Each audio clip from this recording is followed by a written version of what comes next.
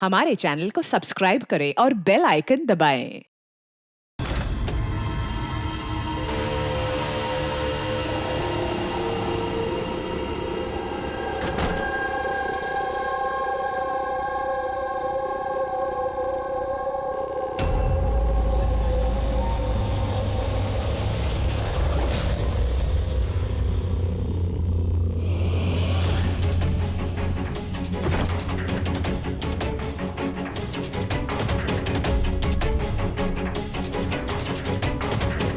बकुल से आज बात करनी पड़ेगी,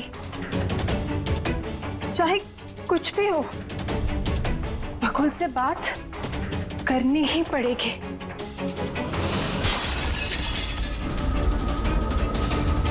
घर में तो कोई नहीं है, ये आवाज कैसे?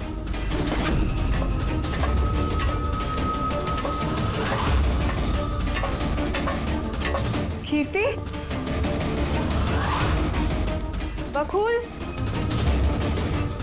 मैं कुछ बोलता क्यों नहीं है? कीर्ति, भैया, कीर्ति,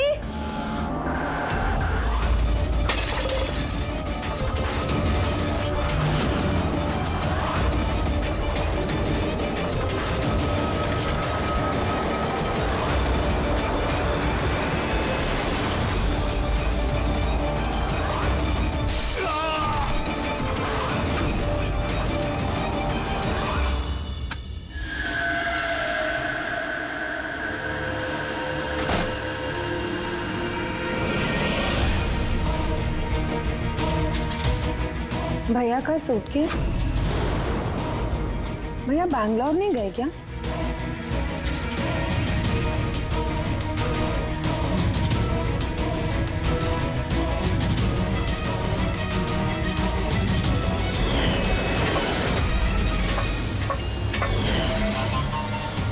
भाभी भी वापस आ गई।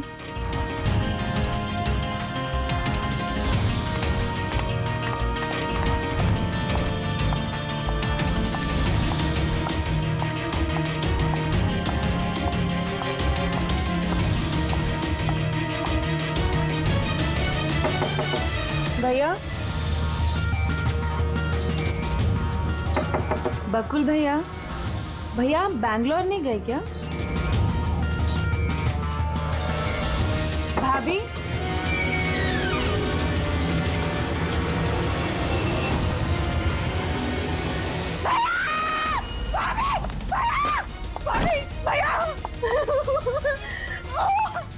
आशिका भाभी, भाभी, भाभी, भाभी। हेलो, हेलो नितिन भैया, भैया आप जल्दी से वापस आ जाओ। यहाँ पे सब खत्म हो गया भैया।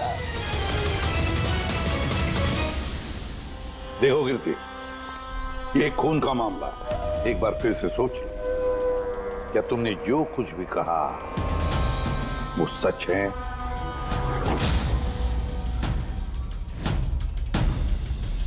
सर, हमें नहीं लगता है कि ये बात सच है। आपके लगने या ना लगने से कोई फर्क नहीं पड़ता। जब आपसे कुछ पूछा जाएगा तभी बोलना। हो सकता है ये सच बोल रही हो, क्या पता।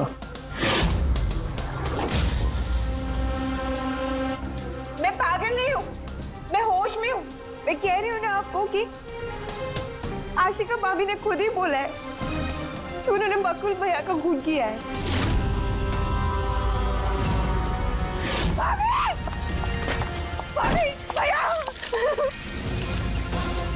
आशिका भाभी! भाभी! भाभी! भाभी! भाभी! भाभी का थैंक गॉड। भाभी! भाभी! भाभी! ये सब हुआ कैसे? किसने किया ये सब? भाभी मर गया बकुल। किसका खत्म? हाँ, मार दिया, सब खत्म, मार दिया। सिर्फ मार दिया ये कहने से साबित नहीं हो जाता कि उसी ने बकुल को मारा है। ये भी हो सकता है कि वो कुछ और बोलना चाहती है। हाँ?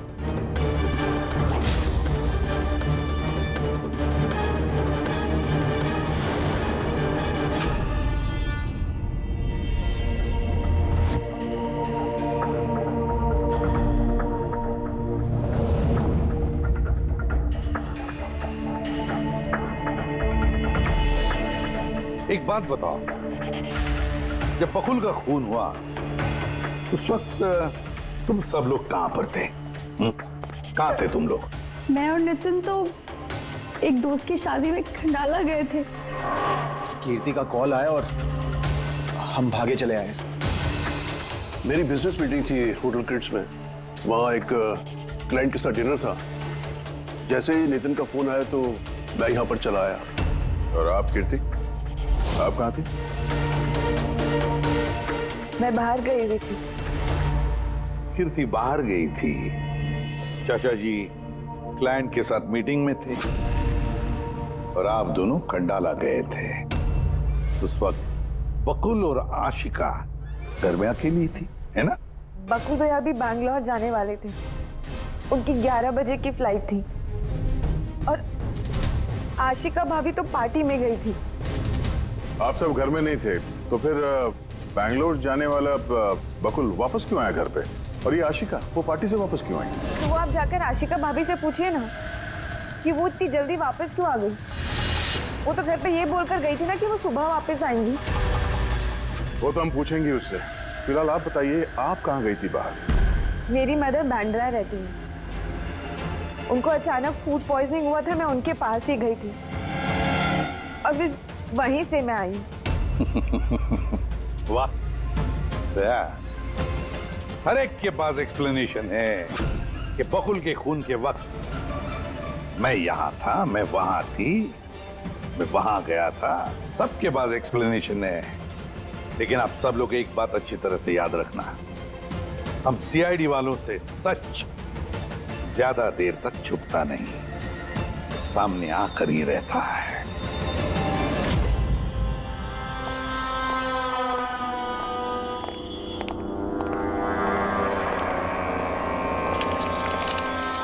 हाँ विजय, पूरी बॉडी में कांच के टुकड़े घुसे हुए थे यहाँ पे।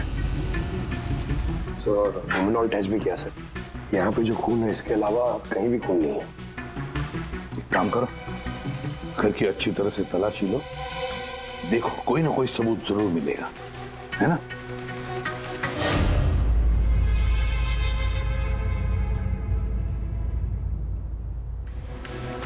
ये बताया सर, इनका कहना है कि इन्हें कुछ भी याद नहीं।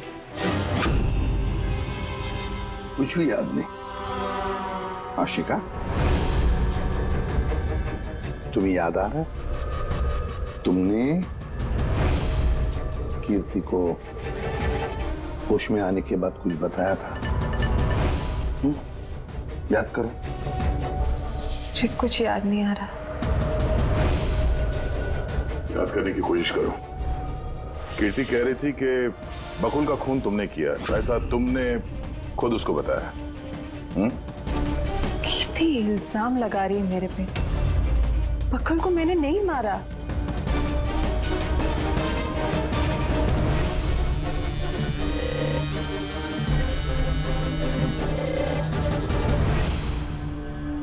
सर कहीं ये याददाश्त जाने की एक्टिंग तो नहीं कर रही है?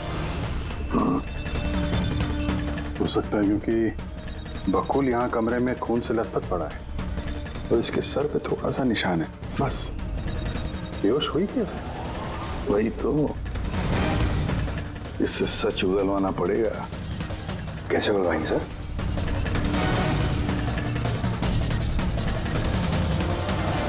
सच उगलवाएंगे नार्को टेस्ट से।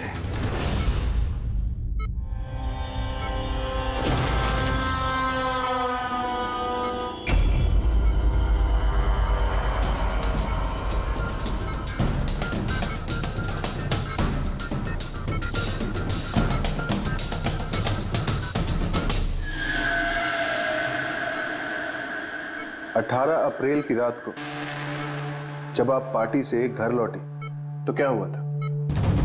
मैं घर में घुसी, बकुल चिल्ला रहा है। फिर क्या हुआ? फिर मैं रूम में गई देखने के लिए। क्या देखा आपने? मैंने देखा कि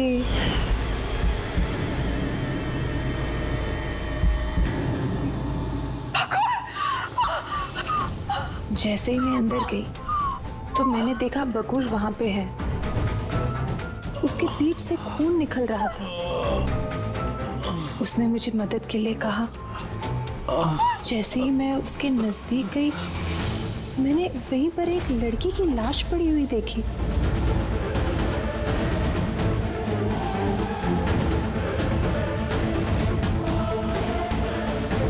मुझे गुस्सा आया और मैंने वहां पड़ा एक कांच को उठाया।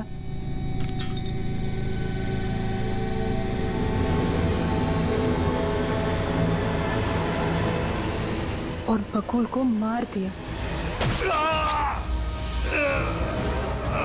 तभी मुझे मेरी गर्दन पे प्रेशर महसूस हुआ।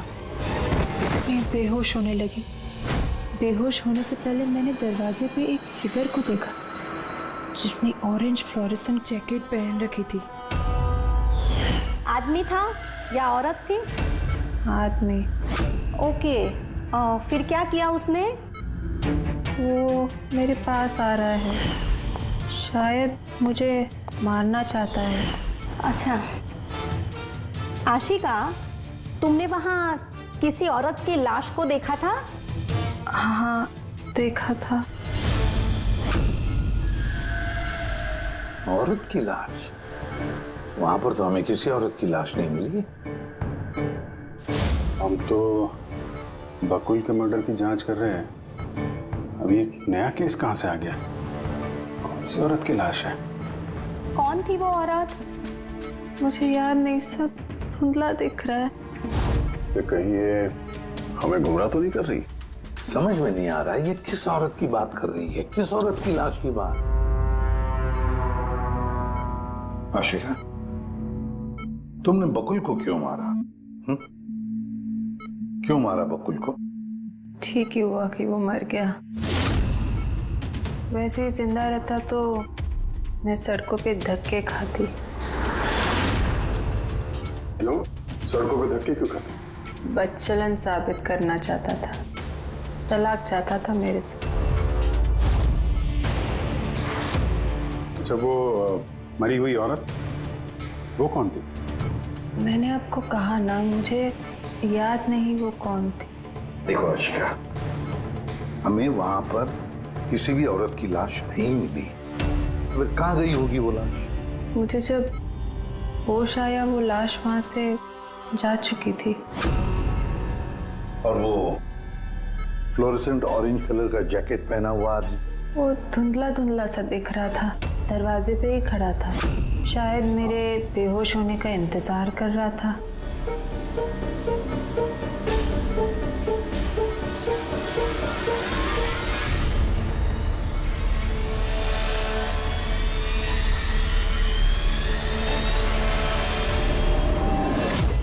अभी तो आशिका वही बोल रही है जो उसे अच्छा लगता है, मगर टेस्ट में उसने सब कुछ सच सच बोला है। Thank you sir. अगर इसने नार्को टेस्ट में सच बोला है तो हमें उस मरी हुई औरत के बारे में पता करना पड़ेगा। लगता है क्राइम सीन पर दोबारा जाना पड़ेगा। अच्छी तरह से फिर से चेक करते हैं, कोई ना कोई सबूत तो मिलेगा ही मिलेगा। सर ये मशीन कोई स्पेशल मशीन है? ये मशीन छोटे से छोटा सबूत ढूंढने में भी सक्षम है, जैसे कि माइक्रोब्स जो अक्सर धूल में मिल जाते हैं। और ये जो मशीन है ना, ये इस कमरे में छोटा से छोटा जो डस्ट पार्टिकल होगा ना, छोटे से छोटा, उससे उस जैकेट वाले आदमी का पता बता देगी जो इस कमरे में मौजूद था। बहुत बढ़िया।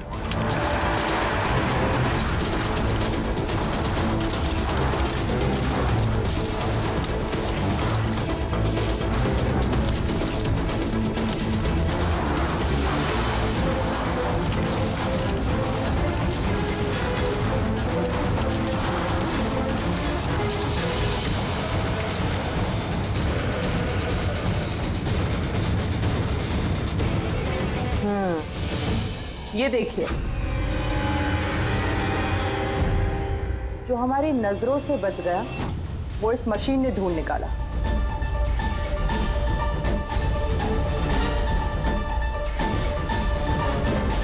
कोई नाखून लगता है। वो भी नेल पेंट लगा हुआ, डेफिनेटली कोई औरत का है। मगर सर यहाँ कैसे? शायद भागा दौड़ी हाथापाई में किसी चीज से ठोकर लगी होगी और नाखून यहाँ पे रह गया। घर वालों का पता करो, इनमें से तो किसी का नहीं।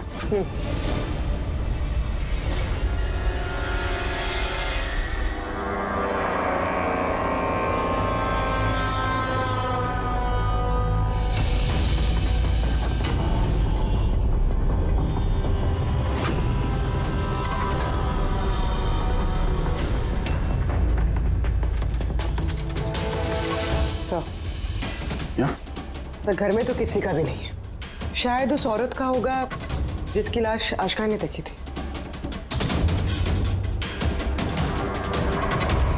लगता तो ऐसा ही है।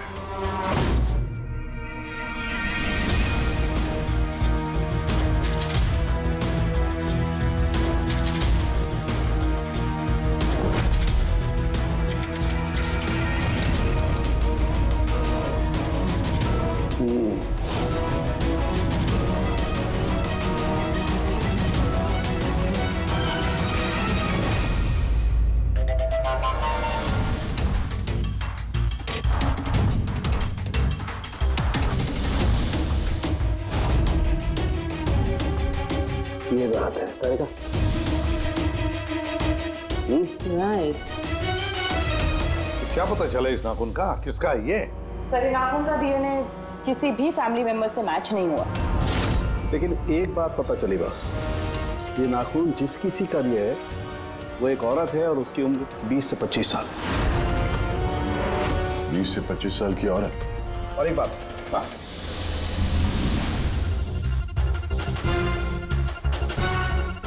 ये जो बारीक बारीक सफेद सफेद कण देख रहे हो ना, ये high percentage of high and cocaine है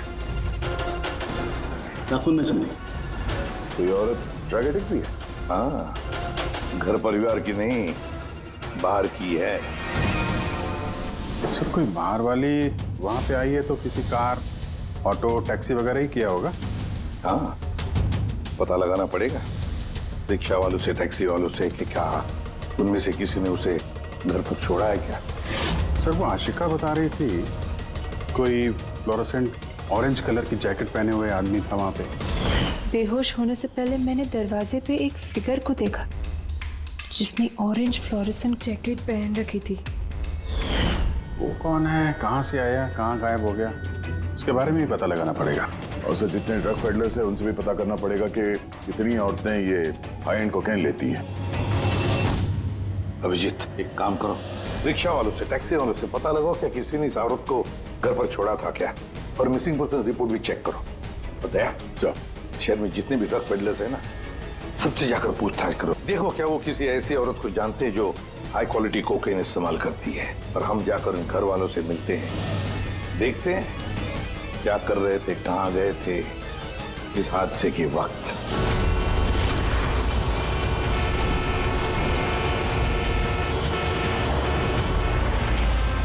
तुम्हारी एसोसिएशन से पता चला है कि 10 तारीख को यानी परसों रात में तुमने शांति निवास बंगलों में किसी लड़की को छोड़ा था। हाँ सर, छोड़ा था।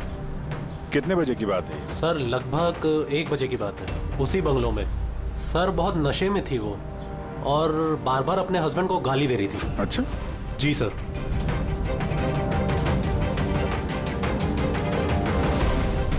ये लड़की थी वो?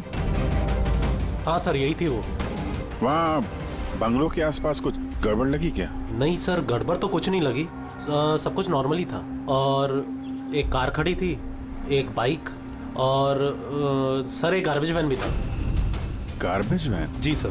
Sir sir sir sir sir sir मैं भी एक लड़की को परसों शांति निवास बंगलों के बाजू में छोड़ा था। कितने बजे? सर यही कोई 12:30 बजे के आसपास। और तुमने 1 बजे छोड़ा था? जी सर। ये लड़की थी वो? नहीं नहीं सर, ये लड़की नहीं थी। तो इसको तुमने 1 बजे छोड़ा और 12:30 बजे जिस लड़की को छोड़ा था उसको दोबारा देखोगे तो पहचान जाओगे? एकदम सर, बरोबर पहचान लेगा। गुड। सुनो, तुम लोगों से जो भी सवाल पूछा जाएगा उसका सही सही जवाब चाहिए। जरा सा भी झूठ बोला ना तो बड़ी मुसीबत खड़ी हो जाएगी, समझे? सर झूठ बोल के जान आफत में नहीं डालनी है हमें। तो फिर बताओ, जिस दिन बकुल का खून हुआ उस दिन क्या चेतन तुम्हारे होटल में था? जी सर, वो होटल में थे और उन्होंने सारा समय क्लाइंट के साथ बिताया। उन्होंने क्लाइंट के साथ डिनर भी किया। अच्छा, तो ठीक है, क्लाइंट के सारे डिटेल्स चाहिए हमें, और उस दिन का सीसीटीवी फुटेज भी। शीना, कीर्ति की माँ को फूड पॉइजनिंग क्यों हुई? खाने में क्या मिलाया था? मैंने तो कुछ भी नहीं मिलाया था। आंटी जी तो बाहर गई हुई थी। जब वो वापस लौट के आई उनकी तबीयत खराब थी। सर नितिन और सिया दोनों सारा दिन शादी में ही थे। पूछे भी नहीं बता रहे। रट्टा मार के आए हो क्या? नहीं मैम, जो सच्चाई है वही बता रहा हूँ। 11 बजे फंक्शन बंद करा दिया था हमने। उसके बाद में नितिन और सिया वो लोग कहाँ गए? फिर वो दोनों अपने रूम में चले गए सर।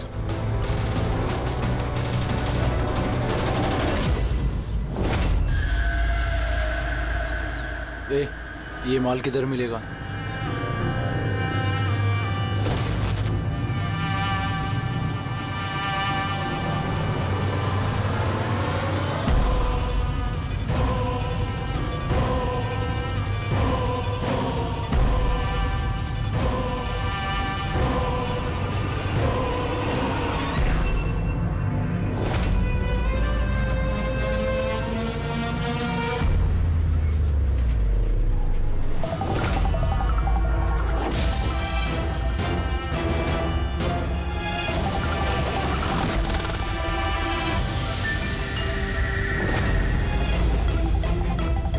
माल चाहिए। मिलेगा। कितना चाहिए और पेमेंट कैसे करेगा? पेमेंट माल इस्तेमाल करने के बाद। माल इस्तेमाल करने के बाद? भागने के बारे में ना सोचना भी मत। मेरे पास हर एक क्लाइंट की ना कुंडली है, कुंडली, और उस कुंडली में लिखा है कि मेरा क्लाइंट ओवरडोज से मरेगा या मेरी बंदूक की गोली खा के।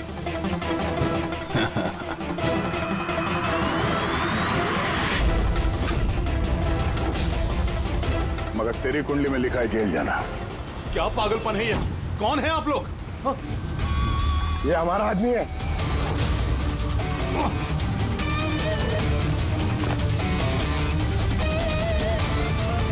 चल, बात हो गया।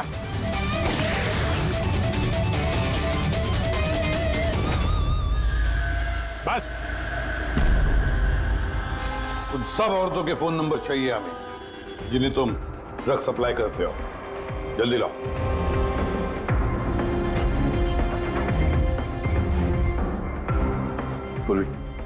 देखो जरा, कॉल करके देखो इन सारे नंबर्स पर। देखो कोई गायब तो नहीं है।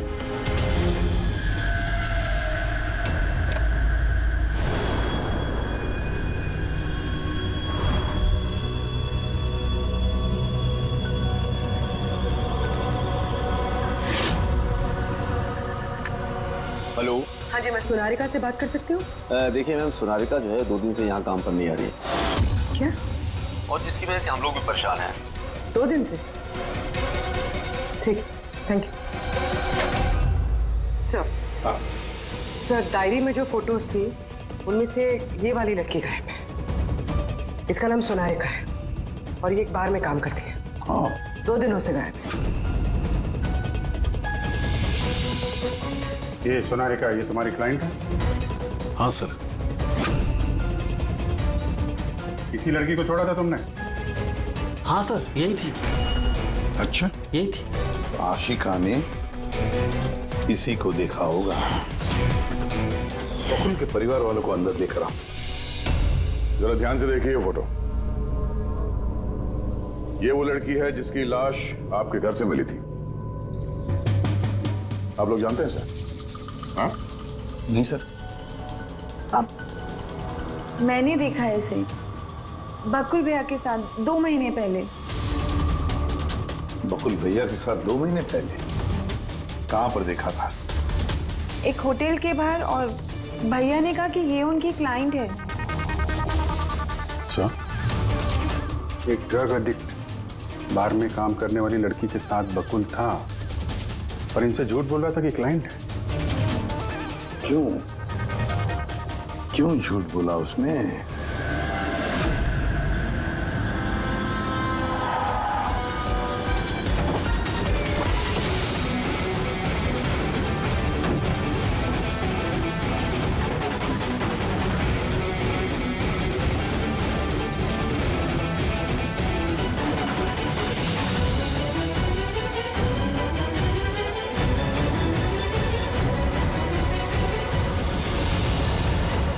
सोनाली का यहीं पे काम करती थी ना? जी हाँ, यहीं काम करती है। आप लोग कौन? सीआईडी।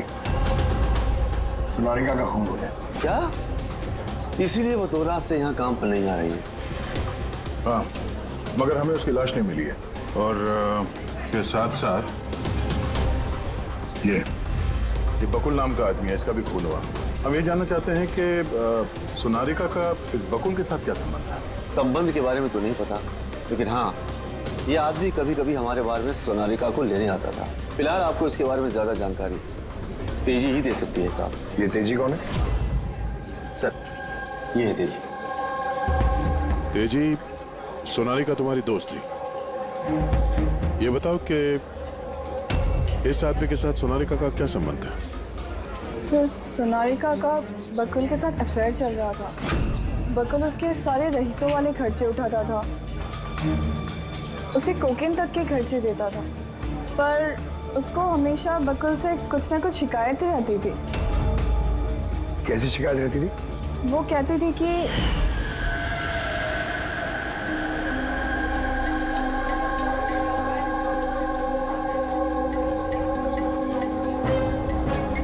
सोनालिका क्या हुआ?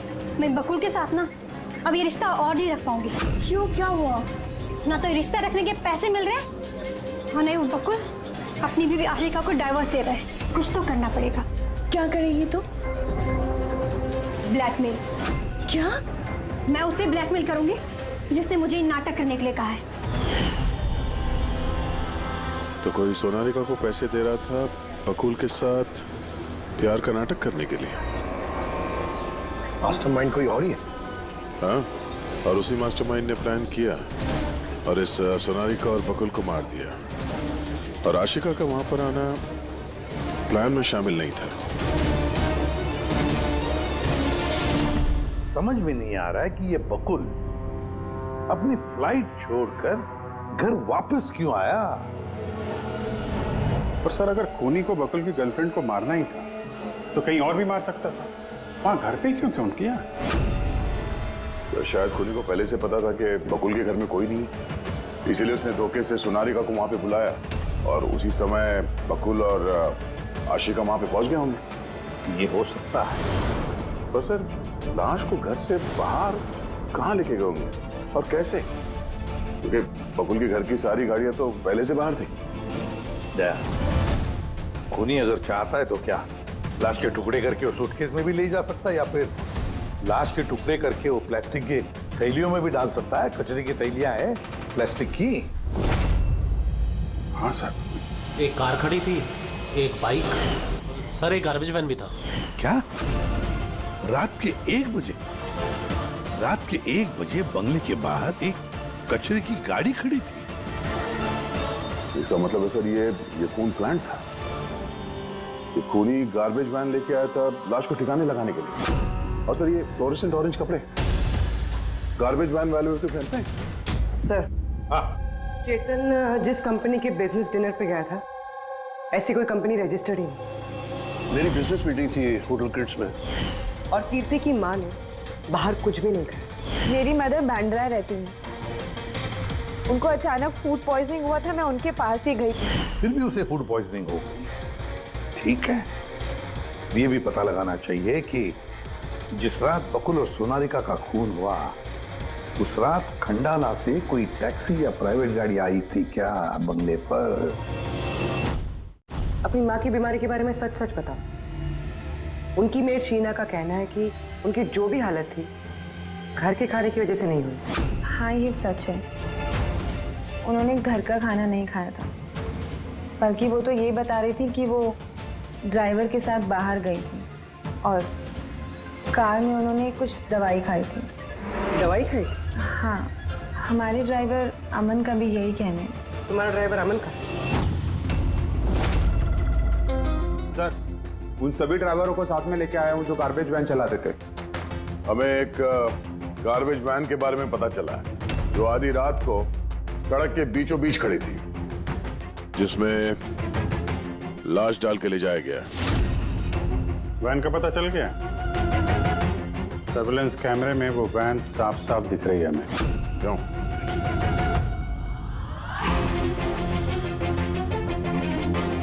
तुम हो ना उस वैन के ड्राइवर? नहीं सर, मुझे कुछ नहीं पता।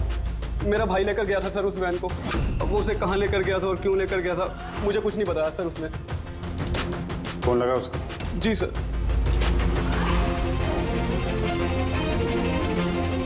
हेलो अमन, कहाँ है तू?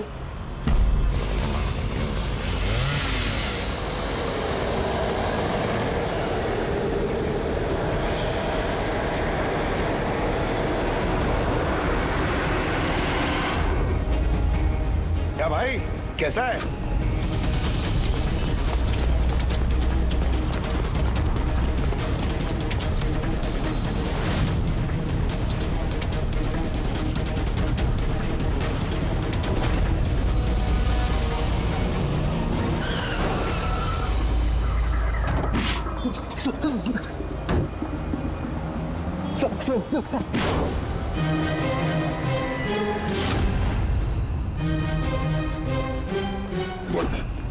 सोनारिका का खून तो नहीं किया ना? हाँ? और कीर्ति की माँ के पानी के बोतल में भी तुमने कुछ मिलाया था? हाँ? सर मैं सब सच बताता हूँ। मैंने तो जो कुछ किया उस फोन कॉल की वजह से किया था जो बकुल सर के बंगले से आया था। किसने फोन किया था बकुल के बंगले से? मैंने उसे कभी देखा नहीं है, सिर्फ उसकी आवाज सुनी थी। औरत ही आदमी? सर कभी कभी तो औरत की आवाज में फोन आता था और कभी आदमी की आवाज में। सर, ये जो कोई भी है ना, ये बकुल के घर वाला ही। हाँ, मगर तूने ये सब किया क्यों? कोई फोन पे कुछ भी बोल देगा तू कर देगा? हाँ? सर मुझे लालच दिया गया था सर कि मेरे 5 लाख के कर्जे को चुका दिया जाएगा अगर मैंने उनकी बात मानी तो। सर मैं लालच में आ गया था, मगर मैंने कोई खून नहीं किया सर। मैंने तो सिर्फ लाश को टिकाने लगाया था सर। लाश कहाँ?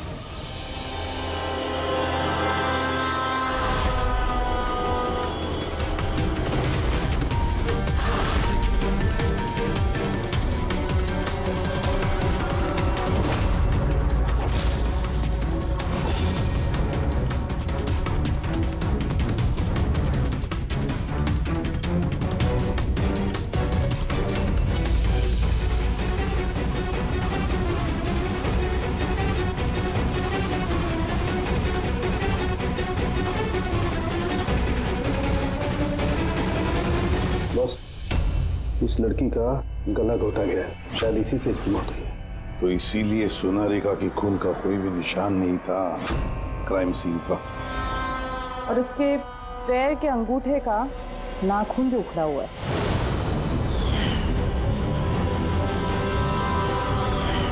और सर ये क्या है? ये पीला पीला पार्टिकल? यही तो इस केस की सबसे अहम कड़ी है। चलिए खड़े हो जाइए सर। उठिए। और कितनी पूछताछ करेंगे आप लोग? सब कुछ तो बता दिया हमने। इस बार कोई पूछताछ नहीं होगी, आप सभी का नार्को टेस्ट होगा।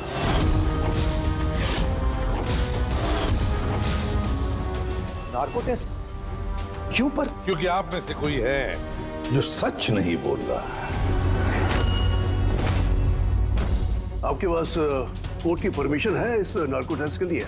जी हाँ, परमिशन के बिना हम कुछ नहीं करते।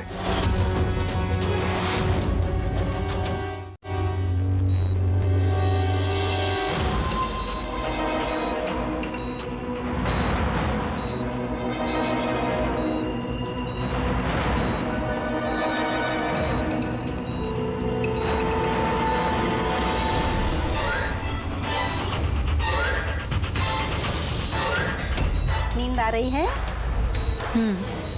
जो मैं आपको बोलूंगी उसका सही सही उत्तर दीजिएगा, ठीक है? सोनारिका को जानती हो? हाँ। बकुल का अफेयर था सोनारिका के साथ, ये भी जानती है आप? हाँ, मुझे दोनों पे शक था। क्या आशिका ने सोनारिका का खून किया है? आशिका जानती नहीं थी सोनारिका को, तो खून कैसे करेगी? अभी आपको नींद आ रही है? हाँ। सोनारिका को जानते हो? नहीं। बकुल का अफेयर था सोनारिका से, ये जानते होंगे आप? नहीं।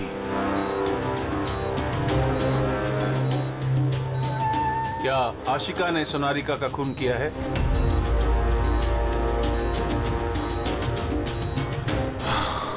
आशिका सोनारिका को जानती थी। आशिका ने ही बकुल और सोनारिका का खून किया है। उसी ने यह खून की साजिश रची थी। आशिका की हरकतें कुछ दिनों से काफी अजीब थी। ये बात मैंने बकुल को बताई थी। क्या हुआ सर? हुआ कुछ नहीं नितिन, सिर्फ इतना बताना था कि ट्रुथ सीरम के असर से इंसान सिर्फ उतना ही बताता है जितना उसे पूछा जाता है, ज्यादा कुछ नहीं बताता। अब बात यह है कि इंसान का दिमाग अपना मेमोरी शेयर करता है पर ओपिनियन नहीं देता, जैसे तुमने अभी दिया। अब सारी असलियत फटाफट बता दे, वरना असली वाला सीरम देना पड़ेगा तुझे। असली ट्रूथ सीरम मतलब ये कि हमने जो सीरम दिया था वो ट्रूथ सीरम नहीं था, ग्लूकोज का इंजेक्शन था। What? शक तो हमें तुम पे पहले से ही था, लेकिन सारी सच्चाई तुम्हारे मुंह से सुनना चाहते थे। नितिन, सब कुछ तुमने बड़ी सफाई से, बड़ी चालाकी से किया था, लेकिन सोनारिका के चेहरे पर जो हल्दी लगी थी ना, उसने तुम्हें पकड़वा दिया। वही हल्दी जो शादी के वक्त तुम्हारे हाथ में लगी थी। ये पीला पीला पार्टिकल दरअसल हल्दी है, और इस हल्दी में आटा और तेल भी मिला हुआ। आटा, तेल, हल्दी। चेहरे पे हल्दी नहीं है, सिर्फ यहाँ कदम के पास। कहाँ से आई होगी ये हल्दी? सर सिया बता रही थी कि वो लोग खंडाला गए थे शादी के लिए, और वहां पे हल्दी के रस्म में शामिल भी हुए थे वो लोग।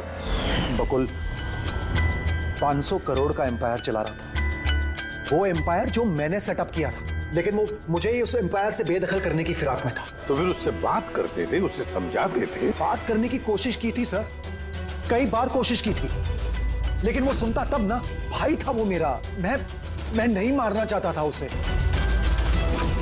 लेकिन वो पूरा एम्पायर अपने नाम पे करवाना चाहता था। इसीलिए फिर मैंने भी एक प्लान बनाया। क्या प्लान बनाया? बकुल और आशिका के आए दिन झगड़े होते रहते थे। वो आशिका को छोड़ना चाहता था। मैंने सोनारिका को पैसों का लालच दिया और उससे कहा कि बकुल से झूठ मूठ का प्यार का नाटक करे, और एक दिन आगे जाके उससे शादी भी करे। दरअसल मैं सोनारिका के जरिए अपना एम्पायर हासिल करना चाहता था। मगर उसे क्यों मार दिया? वो तो तुम्हारा साथ दे रही थी शुरू में सर, लेकिन बाद में उसने मुझे ब्लैकमेल करना शुरू कर दिया। और इसलिए तुमने सोनारिका को धोखे से घर बुला लिया। हाँ सर, उस रात मैंने ऐसी सिचुएशन क्रिएट की जिससे कि सब लोग घर से बाहर रहे। मैं भी सिया के साथ खंडाला चला गया, और जैसे ही सिया ने दवाई ली और सो गई, मैं फौरन टैक्सी पकड़कर यहां आ गया और अमन को बुला लिया। सोनारिका के घर पहुंचते ही, देखो सोनारिका, मेरी बात समझने की कोशिश करो। अगर बीच रास्ते में तुमने मेरा साथ छोड़ दिया तो मेरा पूरा प्लान चौपट हो जाएगा। हो जाए प्लान चौपट, मुझे कोई फर्क नहीं पड़ता। और वैसे भी मुझे उस बकुल में कोई इंटरेस्ट नहीं है, और ना ही मैं उससे प्यार करती हूँ, ना ही मैं उससे शादी करना चाहती हूँ।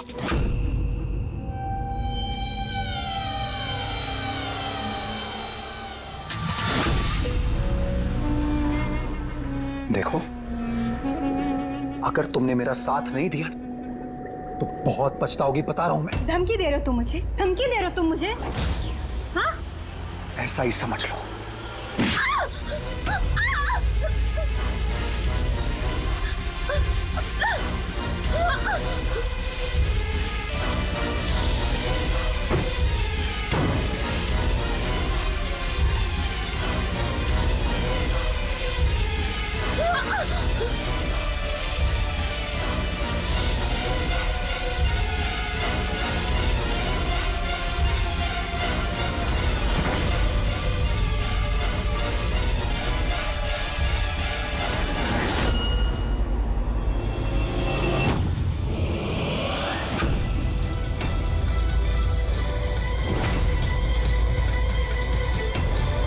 सिया बकुल ये क्या किया आपने? ये सोनालिका मुझे फंसाना चाहती थी। मैं पुलिस को बुलाऊंगा। बकुल बकुल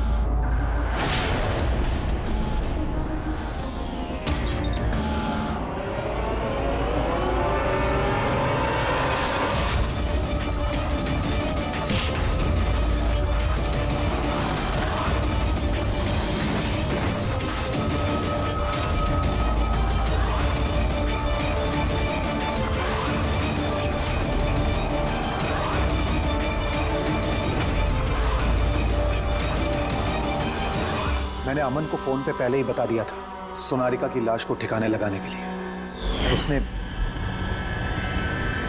उसने बिल्कुल वैसा ही किया।